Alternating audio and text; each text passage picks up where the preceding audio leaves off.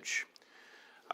What does it mean to be made in God's image, but to be made in a way that we are to love God supremely, love others rightly, steward the creation in righteousness? No other creature was made in that particular intersection of relationships.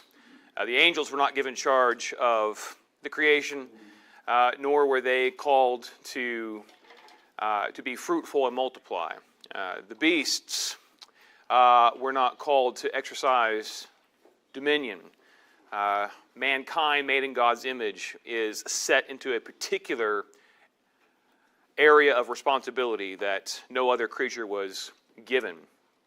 Designed specifically by God for His glory. And after the fall, God begins to make covenants with those He has made in His image. And every one of the covenants is shaped just like the image was shaped.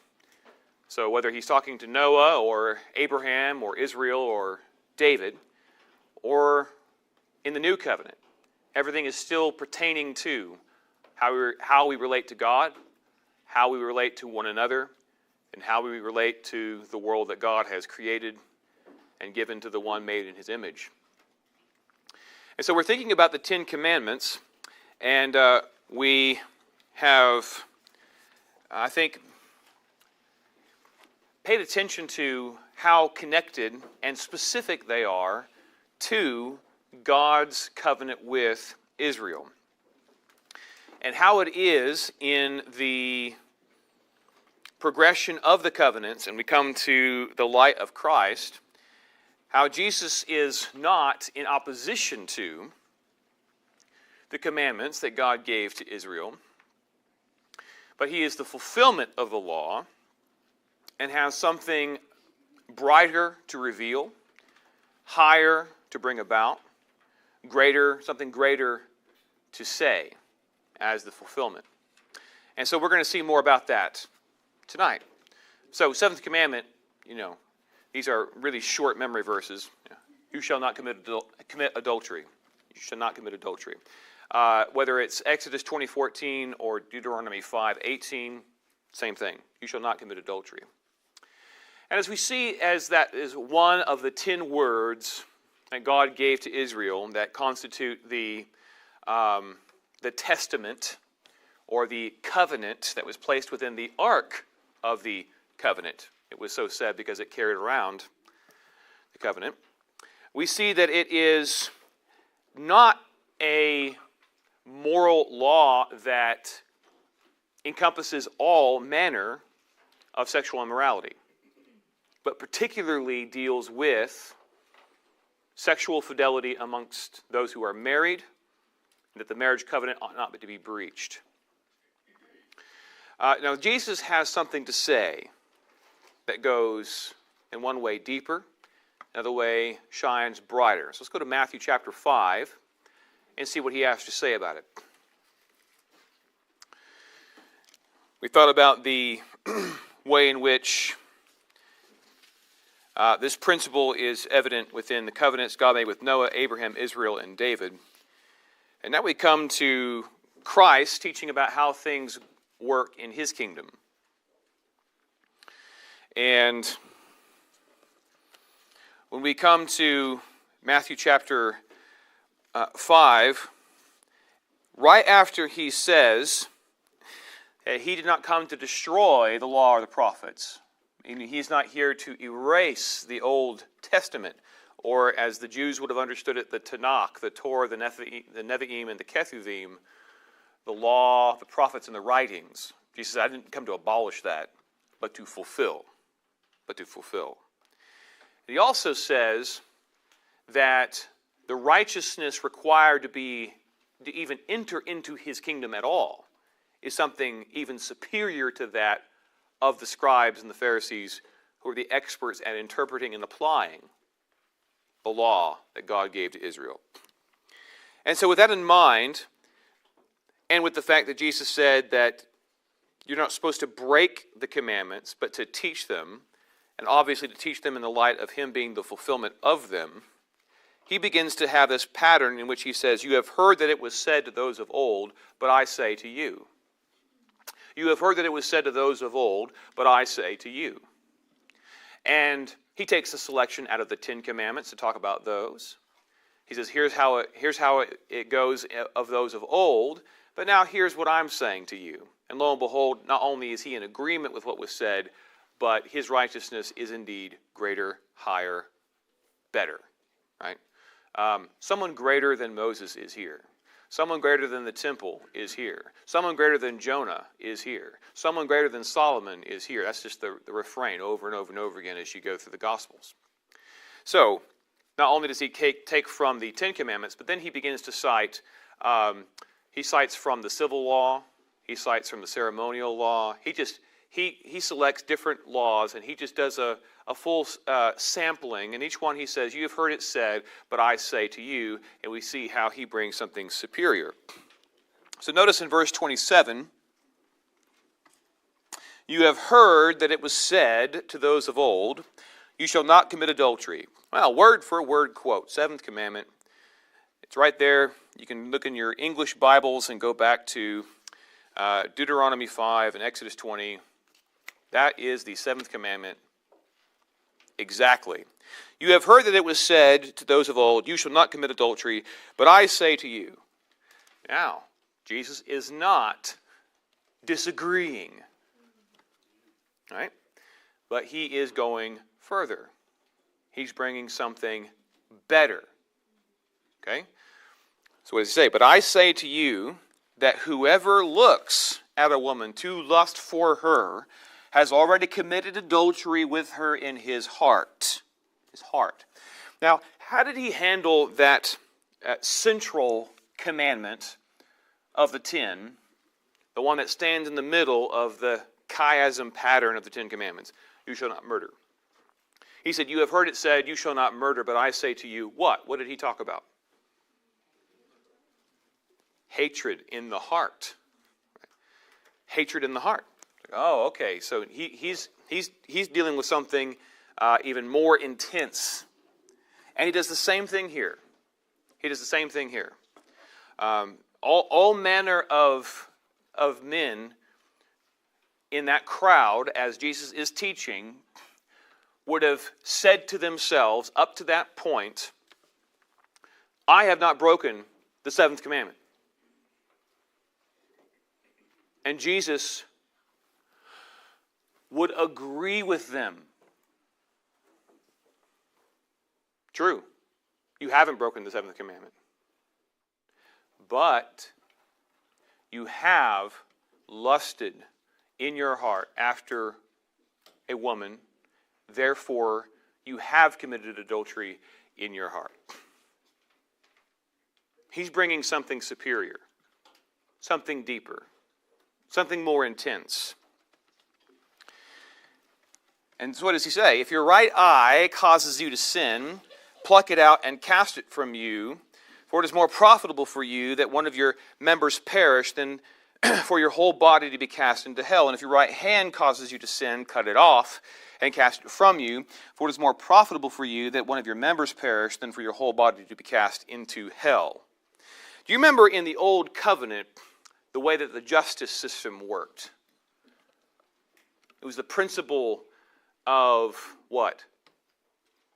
Eye for eye, tooth for tooth, hand for hand, foot for foot. Remember that? That was the way in which God instituted the civil statutes.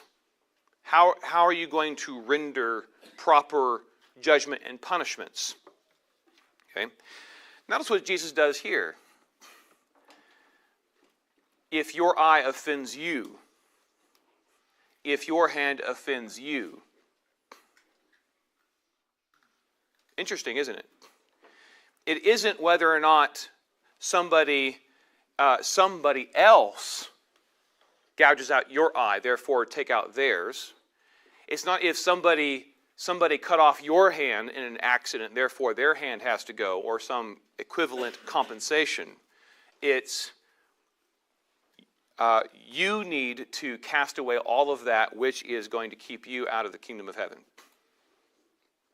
And in this, Jesus is working in language of hyperbole, because if you gouge out your eye, have you erased lust?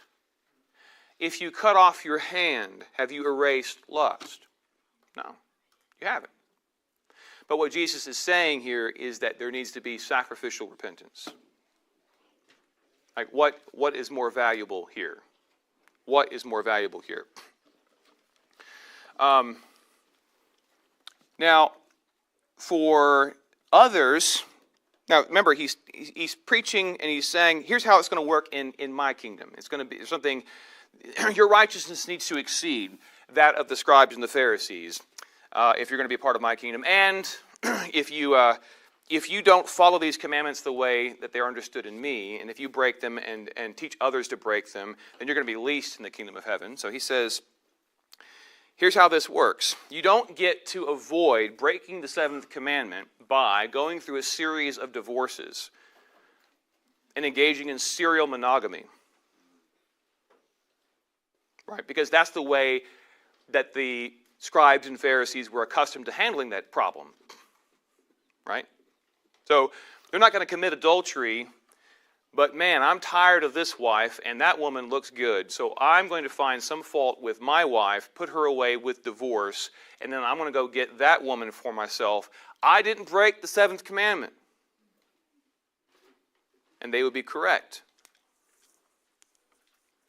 They did not violate the seventh commandment of that old covenant. But that's not the kind of righteousness that Jesus comes to reveal. And so what does he say? Furthermore, it has been said, whoever divorces his wife, let him give her a certificate of divorce. So he's quoting from Exodus. But I say to you that he's quoting from Deuteronomy, but whoever divorces his wife for any reason except sexual immorality causes her to commit adultery, and whoever marries a woman who is divorced commits adultery. Now, this is going to lead us right into Matthew 19, so you might as well turn over there. I want us to pay really close attention to what Jesus is saying and what he's not saying, keeping in mind the reason why he's talking about it. The way in which adultery of the heart was coming to pass was that the so-called keepers of the law were lusting in their heart, committing adultery already in their heart. That was the problem. Then they were divorcing the wife that they had and then going after another woman. And Jesus is saying, you know, it's been said to you that this is how it goes, but I say to you, no. Isn't that interesting? At the end of Matthew chapter 7, which is like the conclusion of the Sermon on the Mount, those who were listening to him, they were bumfuzzled and astounded. They had not heard teaching like this. They were amazed. Why? Because he did not teach as the scribes, but he taught as one having his own authority. Now, the scribes, you must remember, are the ones who very carefully copied down, word for word, counting even all the letters, the Old Testament scriptures. And therefore, the scribes were the experts on what was written there in the Holy Scriptures, in the Torah, the Nevi'im, and the Ketuvim, the Tanakh, the Old Testament. They were the experts. If anybody wanted to know what was what, they would say, thus says Moses, and thus says the prophets about what Moses said. So the scribes would teach the authority of who? Moses. How did Jesus teach? Did he say, you have heard it said by Moses, and this is how I think that we should follow Moses? He said, you have heard it said, but I say to you. That's just a warm-up for the Mount of Transfiguration where Moses and Elijah show up with Jesus. And Peter thinks, oh, we've got 3 tents. Let's make 3 tents, and let's put Elijah in one, Moses in another, Jesus in another. And this will be the geographical center point for all understanding of God's Holy Writ. This will be the headquarters of interpretation. And everyone can come up here and hear from Moses and hear from Elijah and hear from Jesus. And God comes down in the Shekinah glory cloud, stops that right in its tracks. And when Peter opens his eyes, he sees no one except Jesus himself alone, Matthew says, emphasizing every single one of those words. And God says, "This is my beloved Son, hear him." Hear him, right? So Jesus comes teaching with his own authority, not as one of the scribes. He comes as having his own authority, and it's the same authority that he had when he spoke to Moses from the burning bush.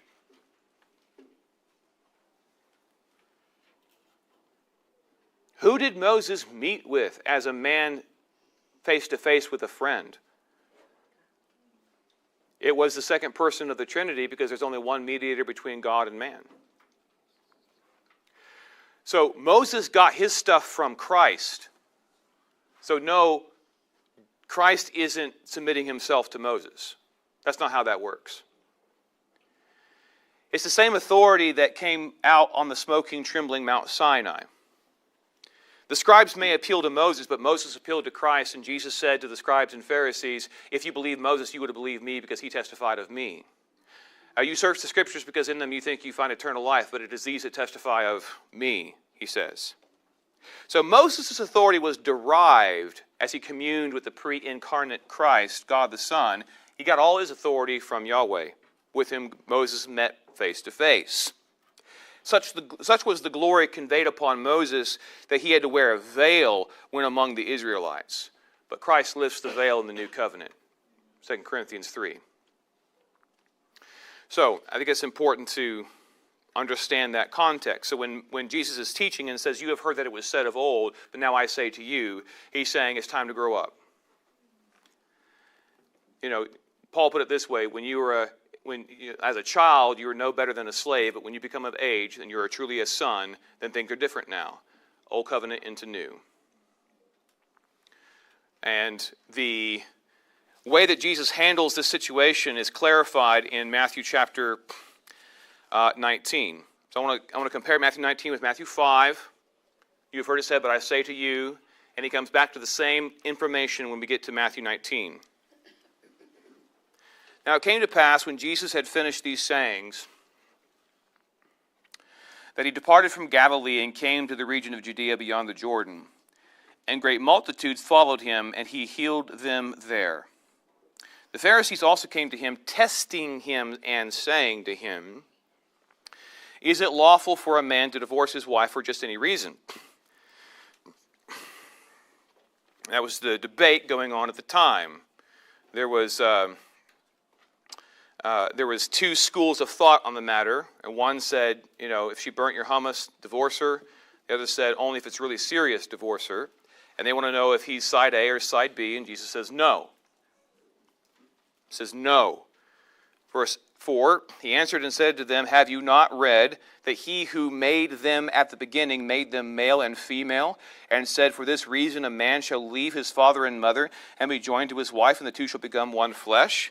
Notice he's quoting from Genesis 1 and 2. How did God make us in his image? Let's go back to the basics. "So then they are no longer two but one flesh. Therefore what God has joined together, let not man separate." And then they say, well, what about Moses? See? They said to him, why didn't Moses command, notice how they say it, command to give a certificate of divorce and put her away?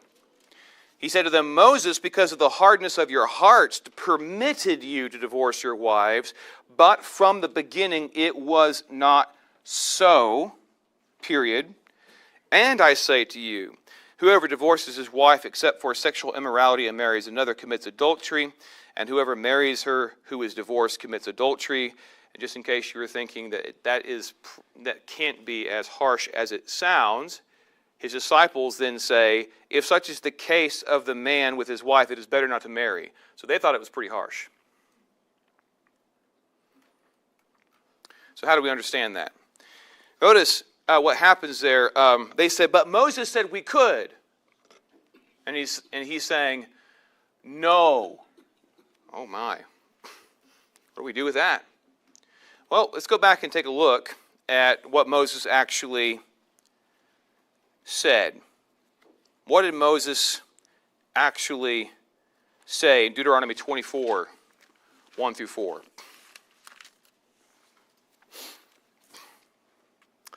He said, when a man takes a wife and marries her, and it happens that she finds no favor in his eyes because he has found some uncleanness in her, and he writes her a certificate of divorce, puts it in her hand, and sends her out of his house when she has departed from his house, and goes and becomes another man's wife, if the latter husband detests her and writes her a certificate of divorce, puts it in her hand, and sends her out of his house, or if the latter husband dies who took her as his wife, then her former husband who divorced her must not take her back to be his wife after she has been defiled, for that is an abomination before the Lord, and you shall not bring sin on the land which the Lord your God is giving you as an inheritance.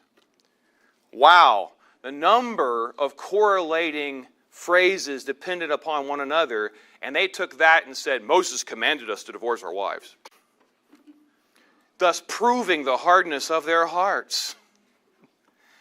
But what Moses wrote was saying he was trying to stem the tide of additional sexual immorality by all the rampant divorce going on. And Jesus said simply, it doesn't matter what Moses said from the beginning, it was not so. Period. Now, what does God think about divorce? Says he hates divorce, Malachi. Why?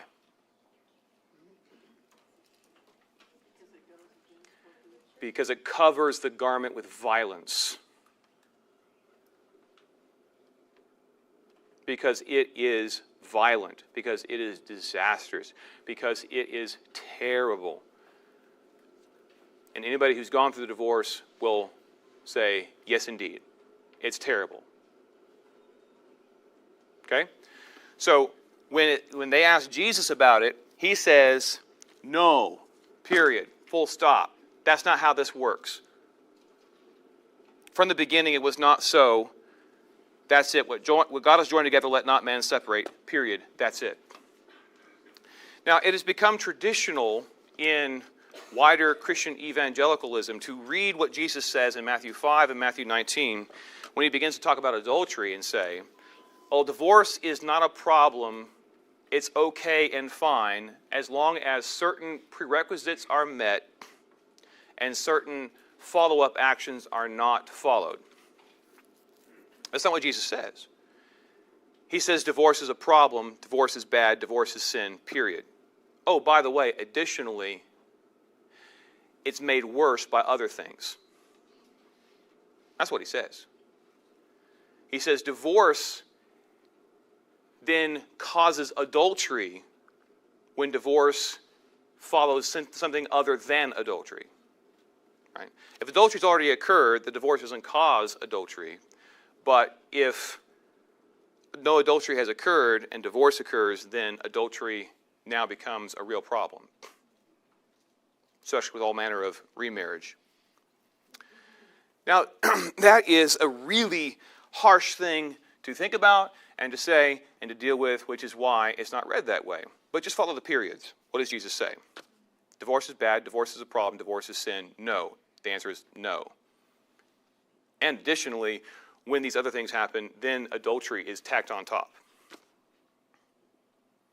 Now, why would God say that? Because he knows best, and he loves us, and he made us, and he's in charge. And say, well, I thought there was some clause where divorce is fine and hunky-dory for Christians to do. Well, we're going to end on this, and let's go over in 1 Corinthians 7, and we'll see if that is so.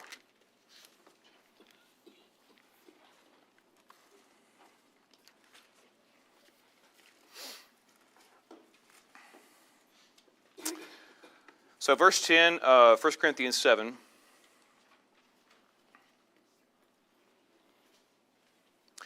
Now to the married I command, yet not I, but the Lord, a wife is not to depart from her husband. Period. But even if she does depart, let her remain unmarried or be reconciled to her husband, and a husband is not to divorce his wife.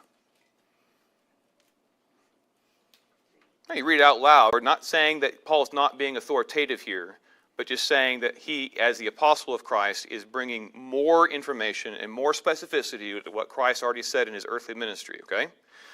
But to the rest, I, not the Lord, say, if any brother has a wife who does not believe, and she's willing to live with him, let him not divorce her. And a woman who has a husband who does not believe, if he is willing to live with her, let her not divorce him. Now that might be tough. Like, what good is my marriage when I'm not married to somebody who is a believer? Well, it's good in the eyes of God. Verse 14, for the unbelieving husband is sanctified by the wife, and the unbelieving wife is sanctified by the husband. Otherwise your children would be unclean, but now they are holy. What is he saying? Not that the believing spouse, by her faith or his faith, thereby saves or brings into the new covenant by their faith the spouse and the children. That's not what he said. The concern is whether or not I'm being holy and doing the right thing and pursuing holiness by remaining in a family where I'm married to an unbeliever and I have unbelieving children. The answer is yes, because God made us that way. It's part of the image of God that instantly he makes Adam and Eve, and instantly they're in a family. Husband and wife, married. That's good. Marriage is good. Children are good. Now verse 15, but if the unbeliever departs, let him depart. A brother or a sister is not under bondage in such cases, but God has called us to peace.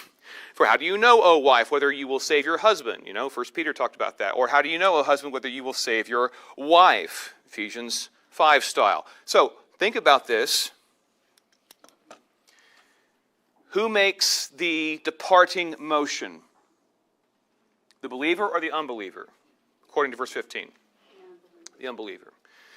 Now, an unbelieving wife may abandon her husband and leave him to fend for everything, and she's gone and destroying everything in her wake. And there's just no way she's coming back. In that case, unfortunately, sadly, and with every interest of doing what is right, and rather than spiteful and bitter, then the believing one says, okay, I'll trust God. And I guess I'm going to have to go on not being married anymore. Right? But it's the unbeliever who departed. Maybe an unbelieving husband does not provide for his family and ruins his family and runs off and does whatever he wants and just kind of leaves his family to fend for themselves. And he just won't be reconciled and won't change. Well, that's sad. But notice it's the unbeliever who's giving up and leaving, but the believer is not instructed that way. You see that? So I think that is clarifying. That is not the way it is written in the Old Covenant, is it? But beloved, we're in the New Covenant. There's a righteousness that is superior to that of the old. Not in argumentation against it, not in opposition to it, but superior. Someone greater has come. And it's something wherein Jesus is pointing back to how God made us in his image, and Jesus coming as the image of the invisible God is giving us the clearest light on the matter that we can possibly have. Okay, questions or thoughts as we close?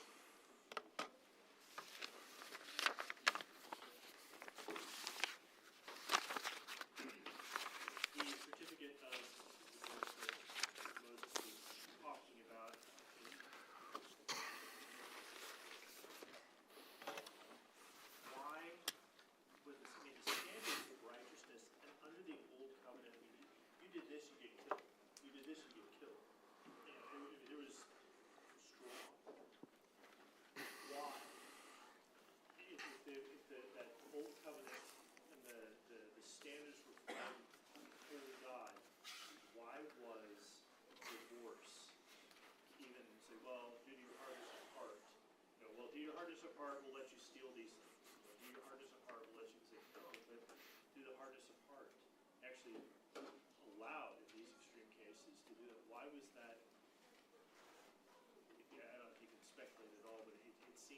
it seems really out of place for something, in the Mosaic. Yeah. Especially something that is supposed to be this expression of God's holiness, and this is the same God who says, "I hate divorce." Yes. So, why would this even be allowed to hardness of heart? Can you expand on that a little bit? I mean, and Jesus rightfully says, "No, you never commanded this. You allowed it for this specific purpose." Right. So part of the ministry of the law, according to 2 Corinthians 3, was as a ministry of death, as Paul talked about also in Romans, to expose the sinfulness of sin. So you begin with this: do not commit adultery, okay, and then as all sorts of machinations occur among sinful men to do this and this and this, more and more case law comes out through the Mosaic writings, in which all of a sudden now we're seeing all manner of new ways that people are sinning.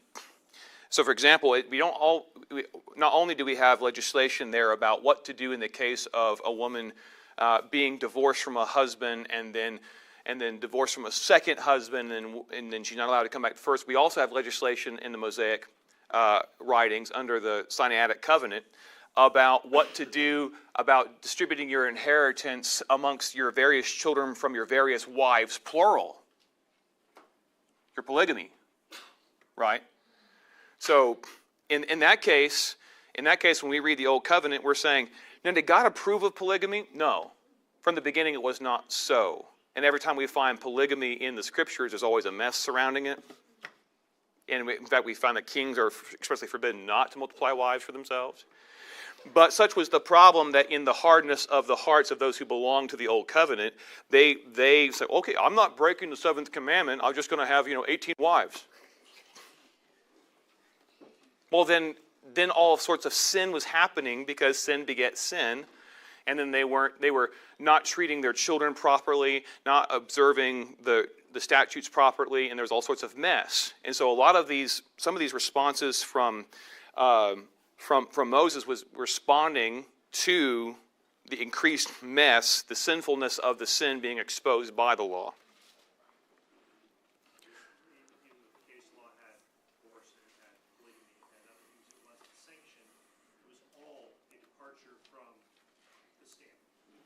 Right.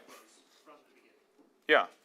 And then, you had something where, like, if you were out chopping wood and their axe head came off and killed the guy next to you, whoever his kinsman redeemer was, it was his job to come kill you. Your job was to run as fast as you could to the city of refuge and hide out there until the high priest died, and then you could be free to go. But if you ever left before the high priest died, the kinsman redeemer could to hunt you down and take you out. Man, isn't the New Covenant great? I much prefer the New Covenant.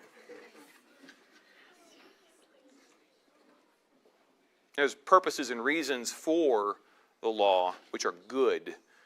All of it is God-breathed and instructive to us, teaching us, admonishing us, rebuking us, instructing us. It's full of wisdom and full of prophetic explanation of who Christ is to come. But it's standards which were there to demonstrate where God's covenant people were falling short of his image. All right, the law was supposed to design, this is what the image of God looks like in corporate life. And they just kept on failing and failing and failing. And the law was demonstrating that and showing that. All at the same time pointing forward to the perfection of the image in Christ, and also at the same time readying the people for the need for a Savior.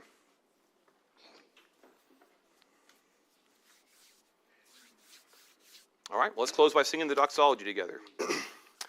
Praise God.